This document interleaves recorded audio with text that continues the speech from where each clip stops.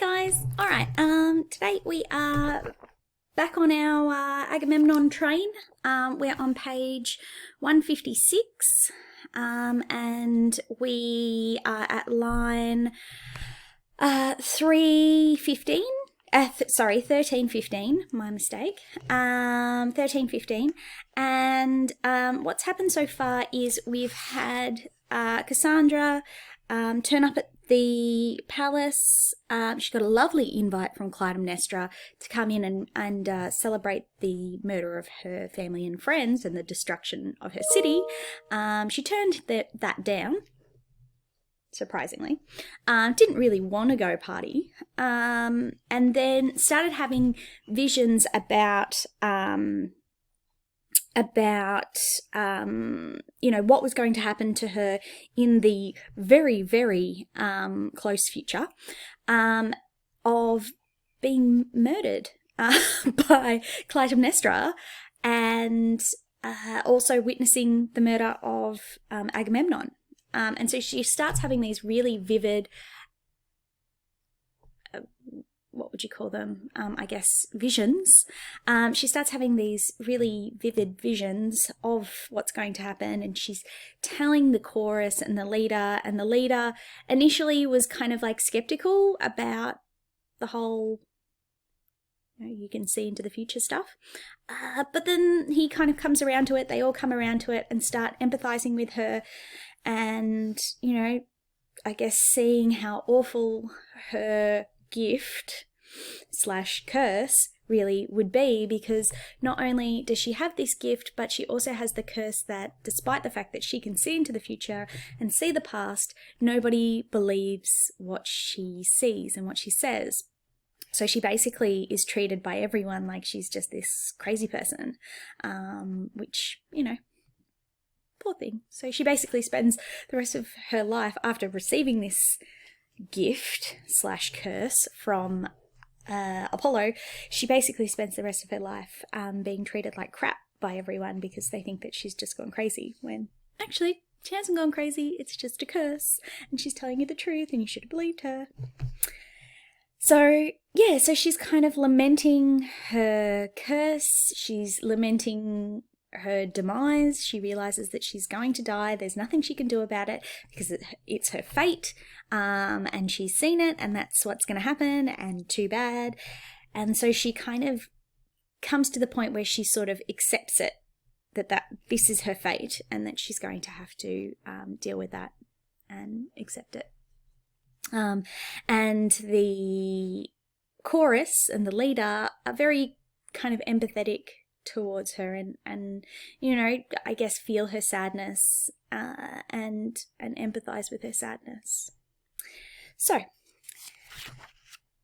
let's begin. So we're at the point where Cassandra has kind of said, I must be brave. It is my turn to die. This is what it's going to be. I'm resigned to my fate. She says, I address you as the gates of hell. I pray that it comes with one clear stroke. So she approaches the doors, and she's standing in front of the doors of the palace, and she knows as soon as she goes through those doors, then it's all going to start, and she's going to be murdered. And so you can imagine, that would be terrifying, standing in front of doors, knowing that as soon as you go through them, you're going to be murdered, and there's nothing you can do about it. And she stands in front of the doors, and she says, I address you as the gates of death. She's talking about the doors. I pray that it comes with one clear stroke, no convulsions, the pulses ebbing out in gentle death. I'll close my eyes and sleep. So she just kind of prays that it's going to be quick, and she's not going to feel pain. This poor girl who's lived a life that everyone has kind of shunned her because they've thought that she's crazy, and now she's kind of going to a very sad death. And the leader says to the audience, so much pain, poor girl, and so much truth, you've told so much. But if you see it coming clearly, how can you go to your own death, like a beast to the altar, driven on by God, and hold your head so high? So they're like, how can you how can you deal with that? Like, how can you know that this is going to happen and you're not going to do anything? Why don't you do something? That's kind of what I've written next to it. Why don't you do something? And Cassandra says, no escape, my friends. Not now. So she's really resigned to it. And she's like, this is my lot. This is my life. It's been, it's been really a hard life. I know that I can't escape fate. This is what it is. Remembering that, in the time that this was written, they really did believe in your fate, that you couldn't escape it, that your life had already been planned out, and, you couldn't thwart that. And the leader says, but the last hour should be savoured. Cassandra says, my time has come, little to gain from flight, as in there's no point. There's no point. I would write like a big thing about fate here. So like in big letters, just write fate, because this again is about fate. The leader says, you're brave, believe me, full of gallant heart. Only the wretched go with praise like that. But to go nobly lends a man some grace. Cassandra says, my noble father, you and your noble children. She nears the threshold and recoils, groaning in convulsion. So she's kind of like, flinching back. She grabs the door handle, but then like flinches back and is like, And the leader says, what now? What terror flings you back? Why? Unless some horror in the brain, as in like you've seen something even worse than what you were going to see, what you have already saw. Cassandra says, murder. The house breathes with murder, bloody shambles. So she's again experiencing these visions. The leader says, no, only the victims at the hearth. I know that odor. I smell an open grave. So she's predicting that there's going to be more murders after this, that, there is going to be more bloodshed. The leader says, but the Syrian myrrh, it fills the halls with splendor. Can't you sense it? As in like, they've kind of burnt all these incense and stuff. Surely, it's not the smell of blood that you smell. Surely you smell this fragrance. And Cassandra says, well, I must go in now, mourning Agamemnon's death and mine. Enough of life. She approaches the doors again and cries out, friends. And she's talking to the chorus now. She says, friends, I cried out, not from fear like a bird fresh caught, but that you will testify to how I died. When the queen, woman for woman, dies for me, and a man falls for the man who married grief, that's all I ask, my friends, a stranger's gift for one about to die. Okay, so what I would underline there is where it says, friends, I cried out, not from fear, like a bird fresh caught, but that you will testify how I died. And then the bit underneath, a stranger's gift for the one about to die. So she's asking the chorus to kind of testify, after she's dead, to testify, who killed her, and why she died, why it is that Clytemnestra killed her, and I guess, remember her, and remember her bravery going to her own death. So she asks this of the chorus, because she doesn't want to die with, like no one remembering her, and no one remembering her braveness, which, is sad, but you can understand it. And she says, the leader says, poor creature, you and the end you see so clearly. I pity you. Now, Cassandra now turns to the leader and says something quite interesting. She says, I'd like a few words more, a kind of a dirge. It is my own. I pray to the sun, the last light I'll see, that when the avengers cut the assassins down, they will avenge me too, a slave who died, an easy conquest. O men, your destiny. When all is well, a shadow can overturn it. When trouble comes, a stroke of the wet sponge and the picture's blotted out. And that, I think, that breaks the heart. And she goes through the doors. Now, I want you to underline at the top of the page where the leader says, I pity you. I think it's really interesting how much the chorus and the leader really empathize with Cassandra. And because they empathize with Cassandra, we empathize with her, and we kind of go, no, we don't empathize, we sympathize, because the difference between sympathy and empathy is small. But basically, when you empathize, you feel another person's pain because you've experienced it, right? And you can relate to that. Whereas sympathy is where you see that another person is in pain and you're sad because they are in pain, but you haven't experienced that kind of pain before, so you can't kind of pull that memory back, you can't relate to it. So I guess they sympathize with her. They don't empathize, they sympathize. Anyway, very small matter, but it's one of those things that are worth knowing. So I want you to underline the thing where the leader says, "I pity you," because I think that's really interesting. Because if the chorus is supposed to sympathize with them, then we're also supposed to sympathize. So I think that's interesting, that Cassandra is supposed to be somebody that we see a lot of sadness in her end, and pointlessness, and that it's not really fair on poor old Cassandra.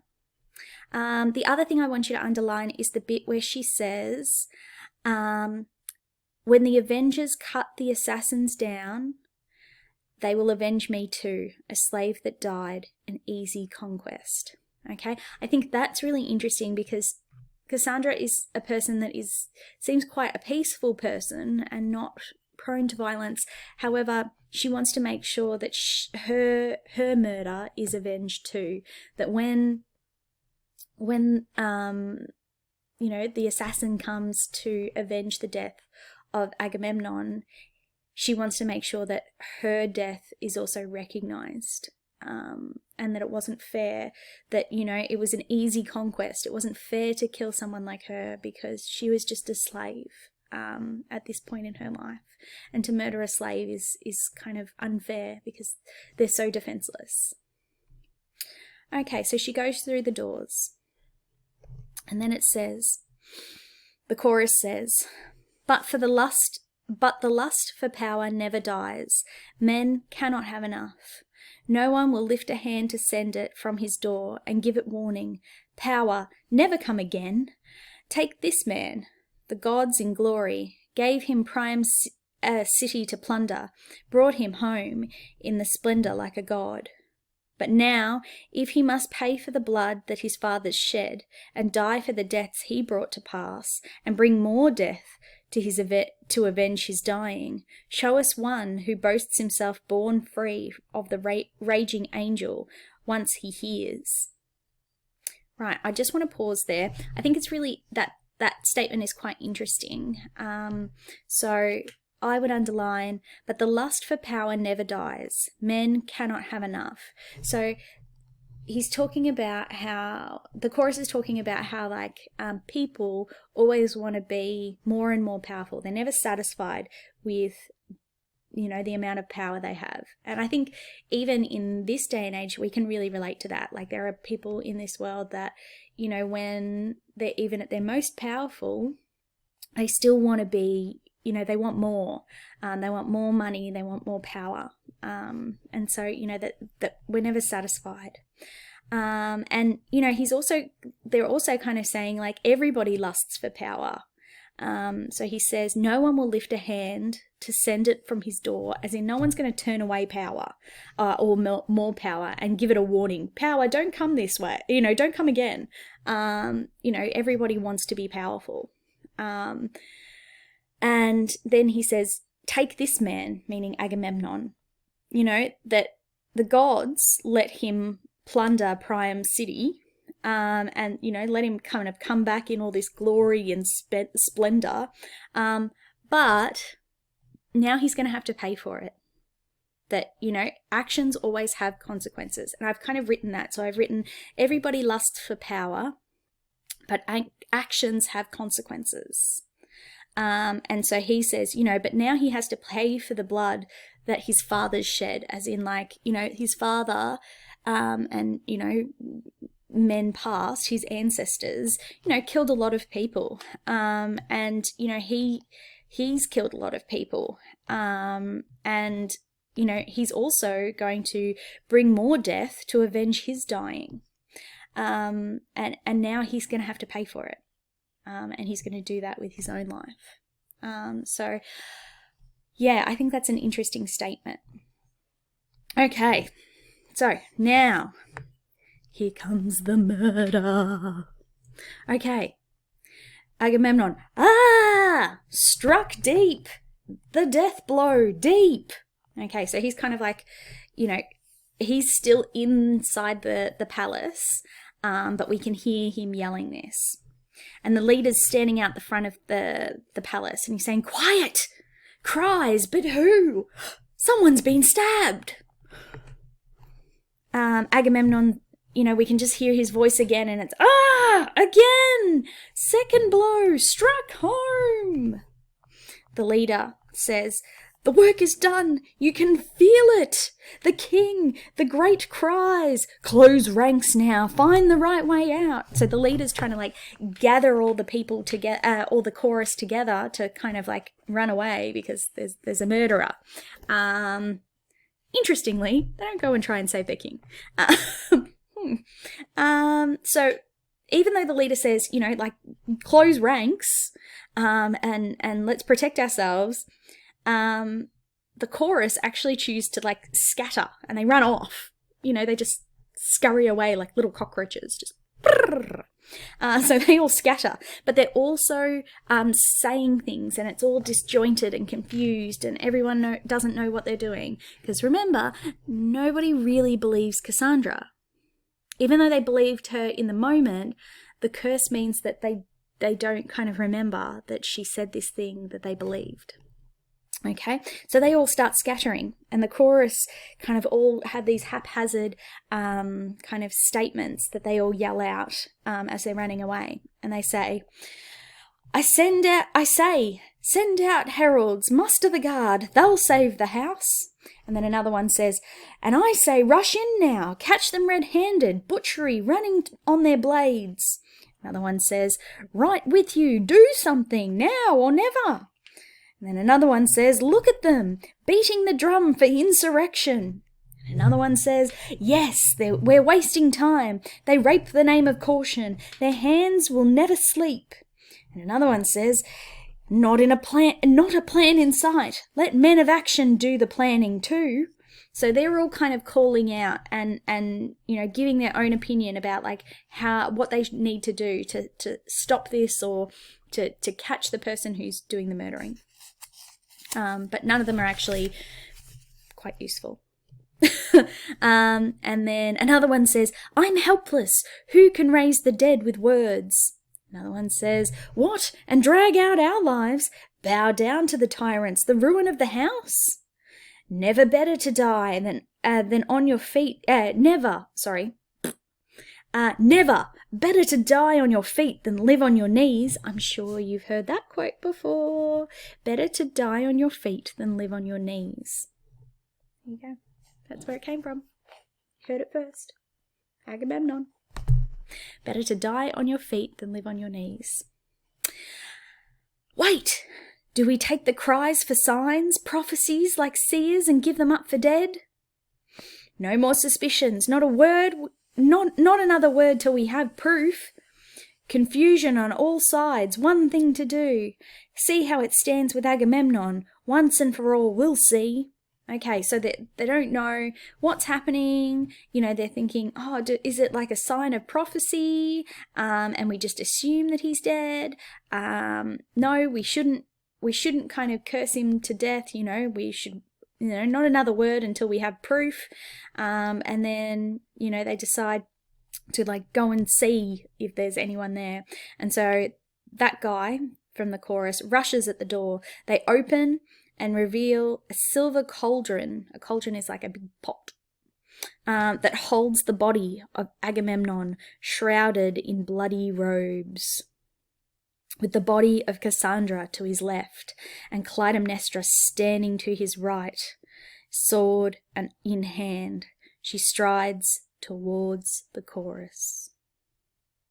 So Cassandra is dead. Her body is just kind of lying there. And, Clytemnestra is standing there next to the body of her husband and his mistress.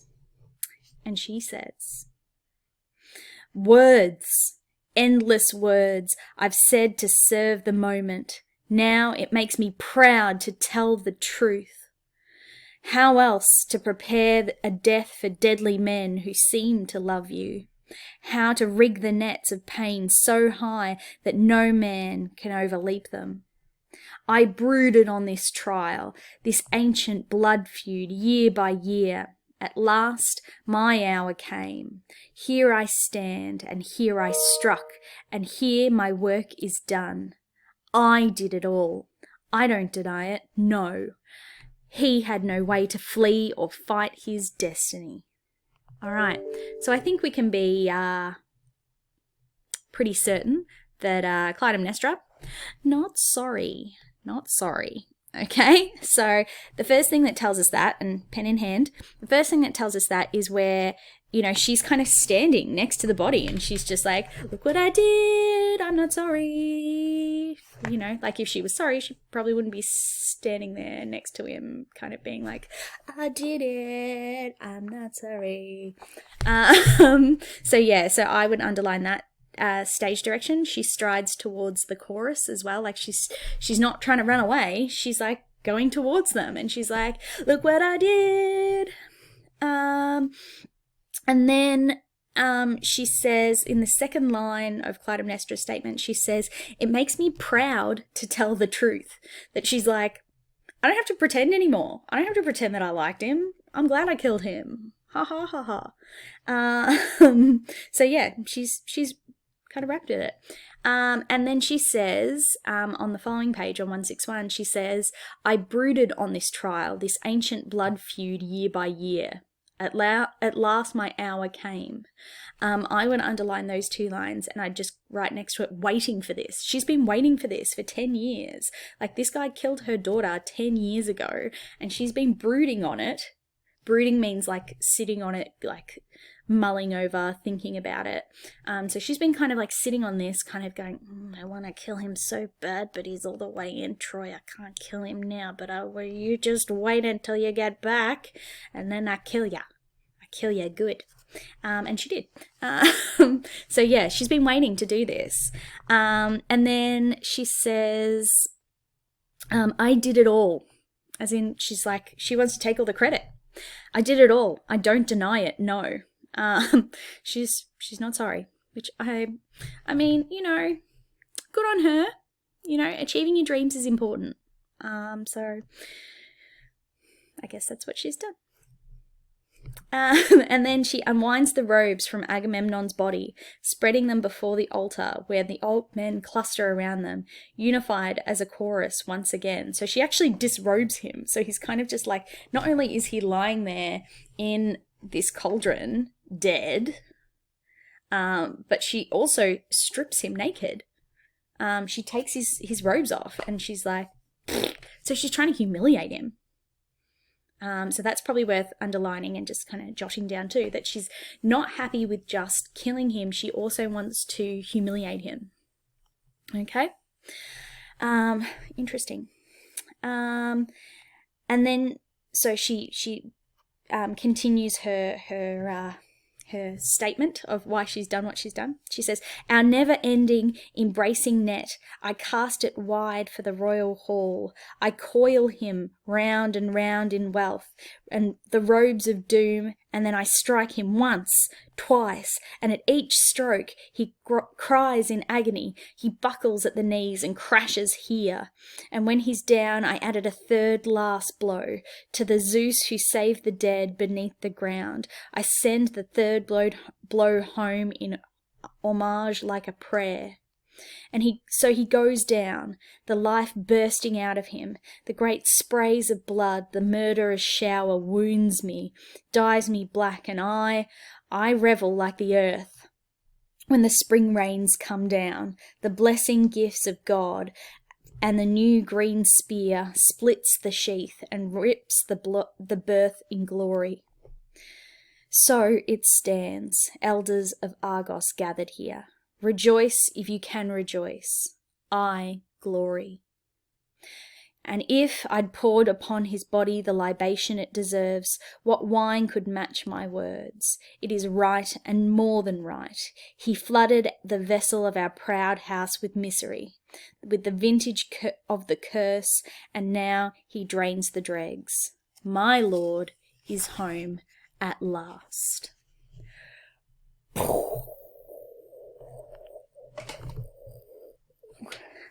So she basically describes how she kills him in that kind of first paragraph there. And then she talks about how, like, when she was killing him, all the blood is like spurting everywhere.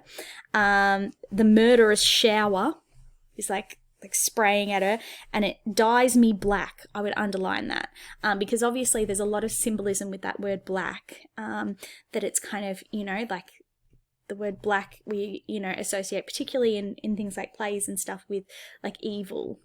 So it sprays her, and she says, I revel. Revel means like dancing in joy. I revel like the earth when the spring rains come down. That, like, you know, so thinking about, like, you know, this dry earth and the rains come down and the ground like soaks it up in joy, and it kind of, you know, like you get that smell of the earth, like dry earth getting rain on it. So she's like describing it like this beautiful poetic moment. Ooh. But I kind of like it. I mean, like, that's pretty rock star. Anyway, so she revels like the earth when the spring rains come down. I would definitely underline that. The blessed gifts of God, the new green spear splits the sheath and rips the birth in glory. So I'd underline that little bit, and I wrote next to it, joyful, with an exclamation mark. She's reveling in the fact that she's now completed her dream of murdering her husband that she's been dreaming about for like 10 years, and she's like, yeah, I did it, I murdered him, I got his blood all over me, and I'm like, whatever, who cares, I'm happy. So yeah, kind of weird, but I like it, it's pretty evil. And then another line I underlined was, rejoice if you can rejoice, I glory. As in, like, she's not just rejoicing that this has happened, she's like glorying in it. She's like, this is the best day of my life. And then she gives a justification, which I think is interesting. It's around 1420. She says, and underline this, he flooded the vessel of our proud house with misery. As in, that's why I did it, because he made our house miserable all that time ago when he murdered our daughter. He brought misery to this house. And so now I've killed him. I'm not sorry. Woohoo. And she says, my Lord is home at last. Hardy ha ha. So yeah, I'm going to leave it at that point, because I think it's a great point to leave you at, because you don't know now what happens next, and it gets even more bizarre. So we're going to leave it there. Now what I want you to do is to skip over to class tasks and complete your class tasks for this. Yeah, hope you enjoyed the murder of Agamemnon, and poor old Cassandra. See you later.